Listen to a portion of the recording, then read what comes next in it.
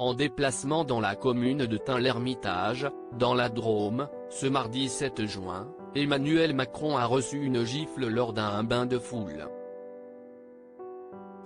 Ses gardes du corps sont rapidement intervenus. Ce n'est pas la première fois qu'un président de la République se fait agresser en public. En juin 2011, c'était Nicolas Sarkozy qui avait été bousculé par un Français. La scène s'était déroulée à Brax, dans le département du Lot-et-Garonne, lorsqu'il était venu serrer les mains des personnes présentes. Un homme avait agrippé l'ancien chef de l'État par le col de son costume en l'attirant vers la barrière métallique. Les services de sécurité s'étaient alors interposés pour le protéger et avaient plaqué au sol l'assaillant.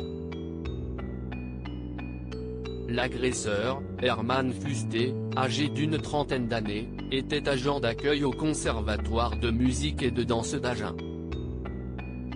Il avait alors été suspendu de ses fonctions avec maintien de son salaire, mais il était prévu qu'il soit ensuite mis à pied sans rémunération. Après s'en être pris à Nicolas Sarkozy, il avait été placé en garde à vue et jugé en comparution immédiate pour violence sur personne dépositaire de l'autorité publique. Il avait assuré au tribunal que son intention n'était pas de violenter l'ex-président mais de le faire réagir pour lui parler du conflit libyen.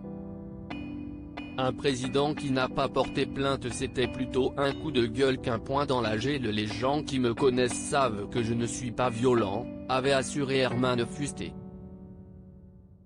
Il avait été condamné à 6 mois de prison avec sursis et 3 ans de mise à l'épreuve, accompagné d'une obligation de soins à l'hôpital et du suivi d'un stage de citoyenneté durant 2 jours. Il risquait alors jusqu'à 3 ans de prison et 45 000 € d'amende. De son côté, Nicolas Sarkozy n'avait pas souhaité porter plainte.